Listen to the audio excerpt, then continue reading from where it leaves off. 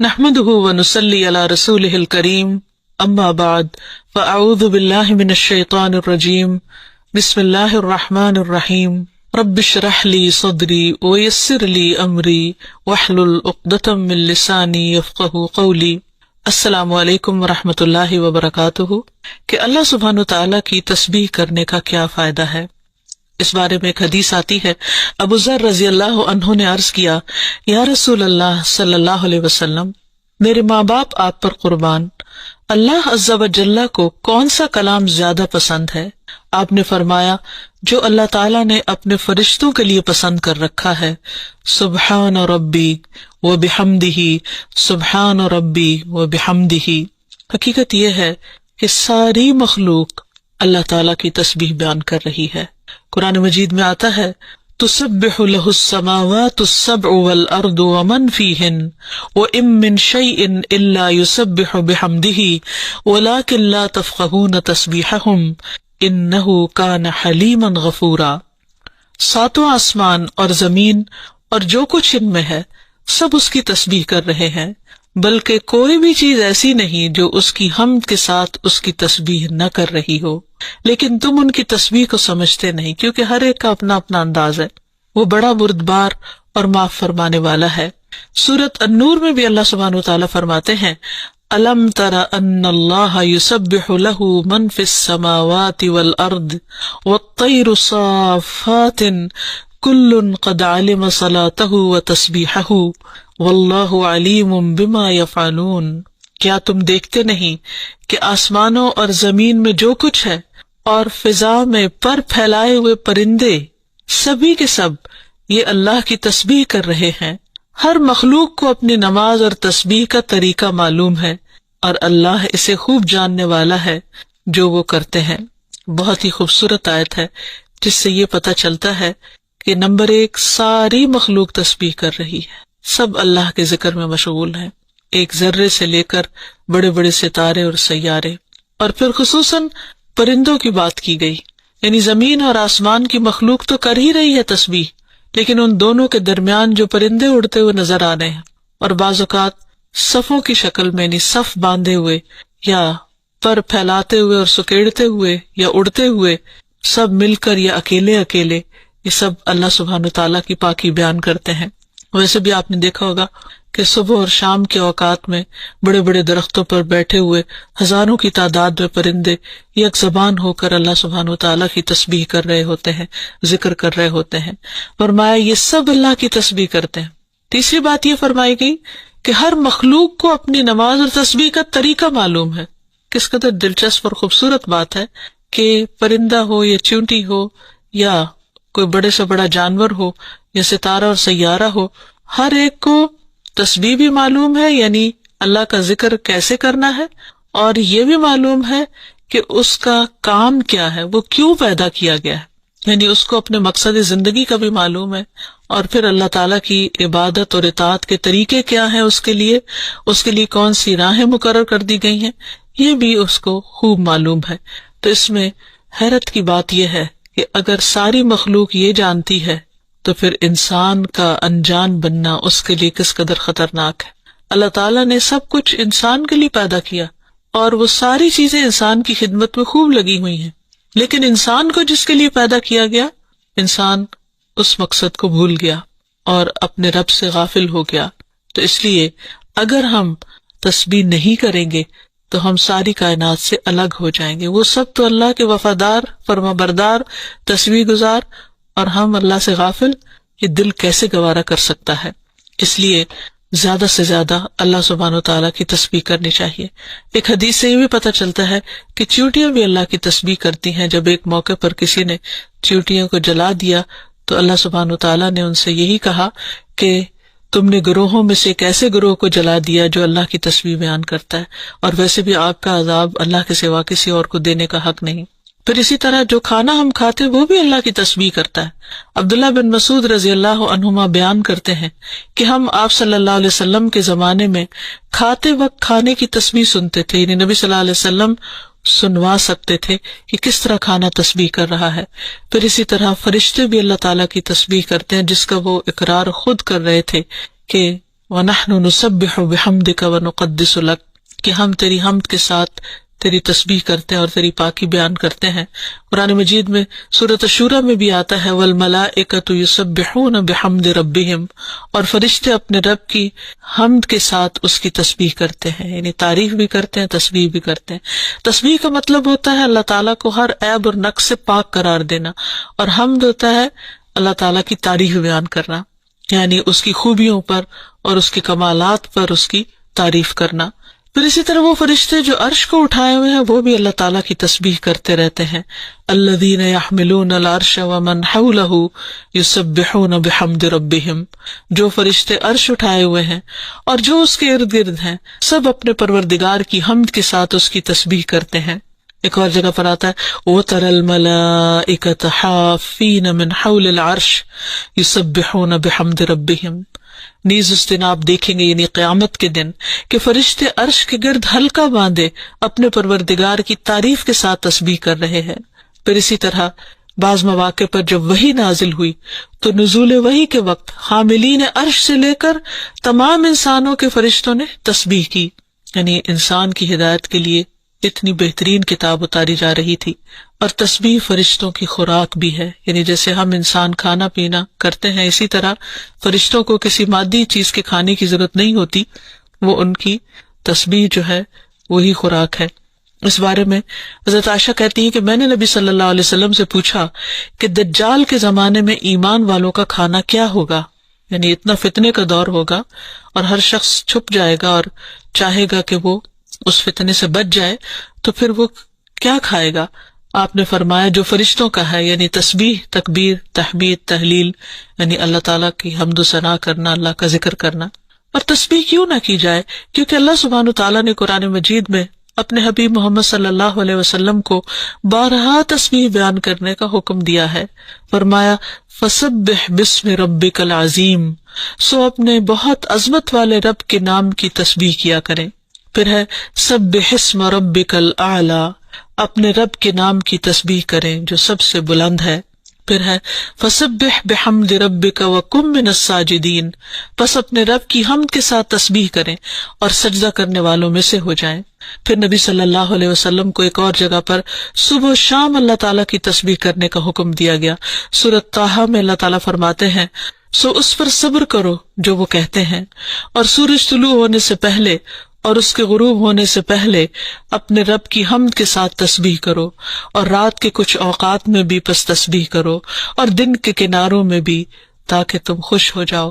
یعنی خوشی کا راز، اطمینان اور سکون کا راز اللہ تعالیٰ کی تسبیح کرنے میں ہے، جو ذکر کا ایک بہترین طریقہ ہے، اور یہ ایمان والوں کی علامت بھی ہے، کیونکہ قرآن مجید میں آتا ہے انما یؤمن بآیاتنا الذین اذا ذکروا بها خروا سجدا وسبحوا بحمد ربهم وهم لا یستکبرون، کہ ہماری آیات پر تو وہی لوگ ایمان رکھتے ہیں کہ جب انہیں ان کے ساتھ نصیحت کی جاتی ہے تو وہ سجدہ کرتے ہوئے گر پڑتے ہیں، یعنی جھک جاتے ہیں، اور اپنے رب کے حمد کے ساتھ اس کی تسبیح کرتے ہیں اور وہ تکبر نہیں کرتے۔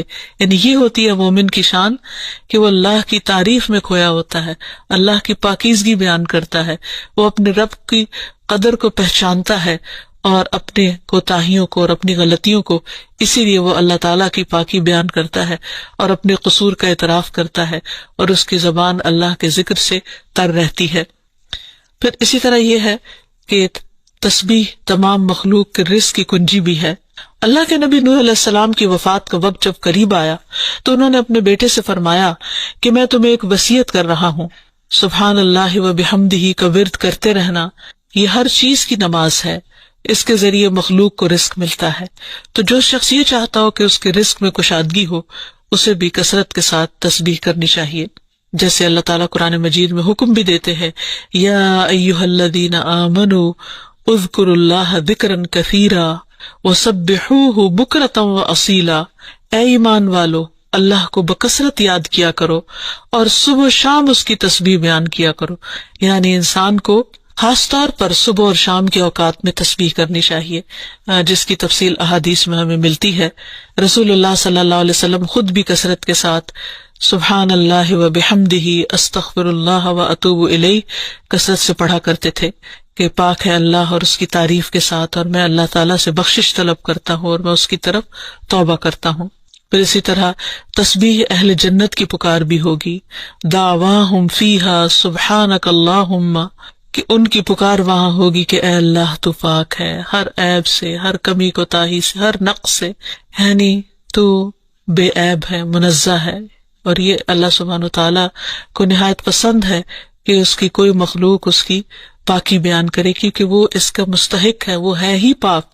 پھر یہ ہے کہ اہل جنت بھی صبح و شام اللہ تعالیٰ کی تسبیح بیان کریں گے، اس لیے ضروری ہے کہ انسان یہ سلسلہ دنیا سے ہی شروع کر دے۔ اہل جنت کی تسبیح جو ہے وہ ان کی سانسوں میں جاری کر دی جائے گی، اور پھر جو لوگ اللہ تعالیٰ کی تسبیح نہیں کرتے وہ دراصل بد نصیب ہیں، کیونکہ وہ اتنی بڑی خیر سے محروم ہو رہے ہیں جو دنیا میں ان کے لیے سکون کا باعث ہے اور آخرت میں ان کے لیے رب کے قرب کا ذریعہ ہوگی۔ تسبیح کے لیے جو الفاظ استعمال ہوتے ہیں اس میں سبحان اللہ و بحمدہ، سبحان ربی الاعلی، سبحان ربی العظیم، یہ تمام کلمات جو ہیں یہ تسبیح کے ہیں۔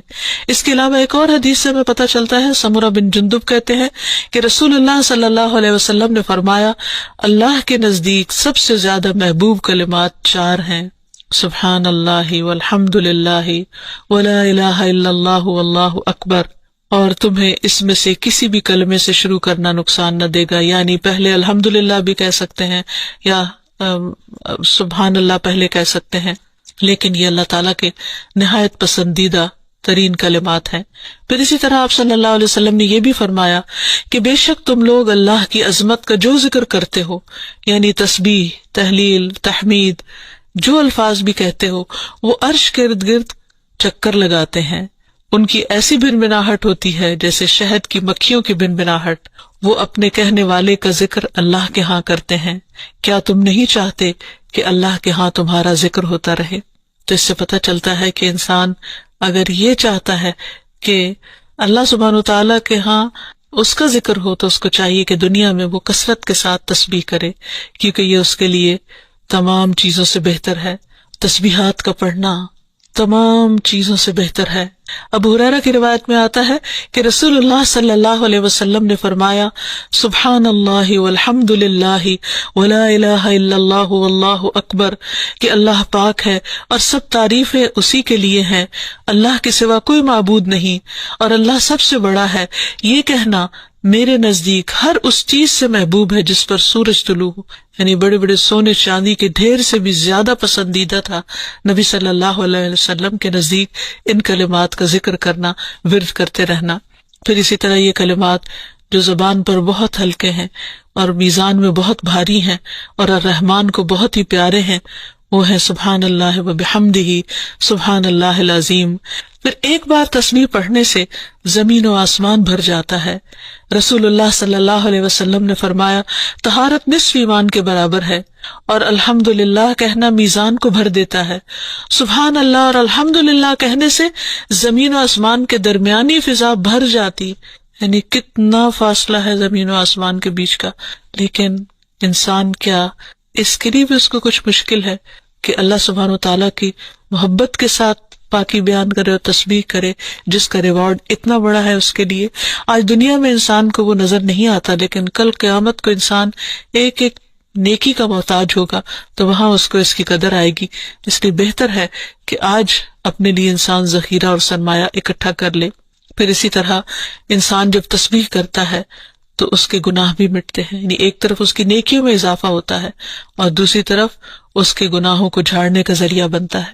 انس رضی اللہ عنہ کہتے ہیں کہ رسول اللہ صلی اللہ علیہ وسلم ایک ایسے درخت کے پاس سے گزرے جس کے پتے سوکھ چکے تھے، آپ نے اس پر لاٹھی ماری تو اس کے پتے جھڑنے لگے، پھر آپ نے فرمایا، الحمدللہ وسبحان اللہ ولا الہ الا اللہ واللہ اکبر سے اسی طرح گناہ جھڑتے ہیں جس طرح اس درخت کے پتے جھڑے ہیں۔ پھر اسی طرح یہ 100 اونٹوں سے افضل عمل ہے۔ نبی صلی اللہ علیہ وسلم نے فرمایا، جس نے سورج طلوع ہونے اور اس کے غروب ہونے سے قبل 100 بار سبحان اللہ کہا تو یہ اس کے لیے 100 اونٹوں سے بہتر ہے، یعنی اتنی بڑی کمائی اور نیکیوں کا اتنا بڑا ذخیرہ ہے۔ پھر اسی طرح تسبیح کے کچھ اور کلمات ہیں کہ جن سے آسمان کے دروازے کھل جاتے ہیں۔ ابن عمر کہتے ہیں کہ ہم رسول اللہ صلی اللہ علیہ وسلم کے ساتھ نماز پڑھ رہے تھے کہ جماعت میں سے ایک آدمی نے کہا اللہ اکبر کبیرہ والحمد للہ کثیرا وسبحان اللہ بکرۃ واصیلا، تو رسول اللہ صلی اللہ علیہ وسلم نے فرمایا اس طرح کے کلمات کہنے والا کون ہے؟ جماعت میں سے ایک آدمی نے عرض کیا اے اللہ کے رسول میں ہوں۔ آپ نے فرمایا کہ مجھے تعجب ہوا کہ اس کے لیے آسمان کے دروازے کھولے گئے۔ ابن عمر فرماتے ہیں کہ میں نے ان کلمات کو پھر کبھی نہیں چھوڑا جب سے اس کے بارے میں نے رسول اللہ صلی اللہ علیہ وسلم کو یہ فرماتے ہوئے سنا، کیا کہ اس شخص کے لیے آسمان کے دروازے کھول دیے گئے، یعنی ان کلمات کے پڑھنے کی وجہ سے۔ پھر تسبیحات کا پڑھنا جنت میں درخت لگانے کا سبب بنتا ہے۔ پھر اسی طرح انسان کے تمام جوڑوں کا صدقہ ہر روز اس پر واجب ہو جاتا ہے، اور یہ تسبیحات اس کے لیے ہر جوڑ سے صدقے کا باعث بنتی ہیں۔ پھر یہ ہے کہ تسبیحات عمر میں اضافے کا ذریعہ بھی بنتی ہیں۔ نبی صلی اللہ علیہ وسلم نے فرمایا اللہ کے نزدیک اس مومن سے افضل کوئی نہیں جسے حالت اسلام میں لمبی عمر دی گئی ہو، اس کی تسبیح و تکبیر اور تحلیل کی وجہ سے۔ پھر اسی طرح انسان کے لیے یہ تسبیحات محرومی سے بچاؤ کا ذریعہ بھی ہیں۔ رسول اللہ صلی اللہ علیہ وسلم نے فرمایا کچھ دعائیں ایسی ہیں جن کو 100 مرتبہ پڑھنے والا کبھی محروم نہیں ہوتا۔ سبحان اللہ والحمد للہ ولا الہ الا اللہ واللہ اکبر، یعنی جب انسان کو کوئی حاجت ہو، کوئی ضرورت ہو، کوئی مشکل ہو، کوئی پریشانی ہو، تو اللہ سبحانہ وتعالیٰ کا ان الفاظ کے ساتھ ذکر کرنا شروع کر دے، تسبیح کرنا شروع کر دے، کیونکہ یہ باقی رہنے والی نیکیاں ہیں اور دنیا میں بھی انسان کو فائدہ دیتی ہیں اور آخرت میں بھی انسان کے لیے آگ سے بچاؤ کا ذریعہ ہے۔ حدیث میں آتا ہے رسول اللہ صلی اللہ علیہ وسلم نے فرمایا اپنا بچاؤ حاصل کر لو۔ صحابہ نے عرض کیا اللہ کے رسول کیا دشمن آ گیا؟ آپ نے فرمایا نہیں، لیکن جہنم سے تمہارا بچاؤ سبحان اللہ والحمد للہ ولا الہ الا اللہ واللہ اکبر سے ہے، اور یہی کلمات باقیات صالحات ہیں۔ پھر اسی طرح دل کی گھٹن اور سینے کی تنگی کا علاج بھی تسبیح میں ہے۔ پریشانی، ڈر اور خوف کو دور کرنے کا ذریعہ بھی تسبیحات ہیں۔ تو ہر موقع کی مناسبت سے انسان کو تسبیح کرتے رہنا چاہیے۔ جب نعمت کی تکمیل ہو، جیسے نبی صلی اللہ علیہ وسلم نے جب اپنا مشن مکمل کر لیا اور اللہ سبحانہ وتعالیٰ نے ان کی گواہی دے دی کہ ان کا کام پورا ہو چکا ہے، تو اس وقت یہ صورت نازل ہوئی اذا جاء نصر اللہ والفتح ورأیت الناس يدخلون فی دین اللہ افواجا فسبح بحمد ربک واستغفر انہ کان توابا۔ جب اللہ کی مدد اور فتح آ جائے اور تو لوگوں کو دیکھے کہ وہ اللہ کے دین میں فوج در فوج داخل ہو رہے ہیں، تو اپنے رب کی حمد کے ساتھ تسبیح کرو اور اس سے بخشش مانگو، بے شک یقیناً وہ بڑا توبہ قبول کرنے والا ہے۔ پھر اسی طرح یہ ہے کہ انسان کو صبح و شام سبحان اللہ و بحمدہ کی تسبیح کرنی چاہیے۔ جو ایسا کرے اس کے تمام گناہ معاف کر دیے جاتے ہیں، خاص سمندر کی جھاگ برابر ہی کیوں نہ ہو۔ پھر خصوصاً فجر کے بعد انسان 3 بار یہ کلمات پڑھے، سبحان اللہ و بحمدہ عدد خلقہ ورضا نفسہ وزنۃ عرشہ ومداد کلماتہ۔ اللہ کی تعریف اور اسی کی پاکی ہے، اس کی مخلوق کی تعداد کے برابر، اس کی رضا اور اس کے عرش کے وزن اور اس کے کلمات کی سیاہی کے برابر، یعنی اللہ سبحانہ و تعالیٰ کی تعریف ہر چیز سے زیادہ۔ پھر اسی طرح یہ ہے کہ فجر کے بعد اور عصر کے بعد خصوصی طور پر تسبیح کا وقت ہوتا ہے اور ساری مخلوق اس وقت تسبیح میں مشغول ہوتی ہے۔ پھر رکوع اور سجدوں میں اللہ تعالیٰ کی تسبیح بیان کرنی چاہیے۔ نماز کے بعد تسبیحات فاطمہ پڑھنی چاہیے۔ سوتے وقت وہ تسبیحات پڑھنی چاہیے جو نبی صلی اللہ علیہ وسلم نے حضرت فاطمہ کو سکھائی تھی۔ پھر اسی طرح نبی صلی اللہ علیہ وسلم رات کو جب تک نیند نہیں آتی تھی مسلسل تسبیح کرتے رہتے تھے۔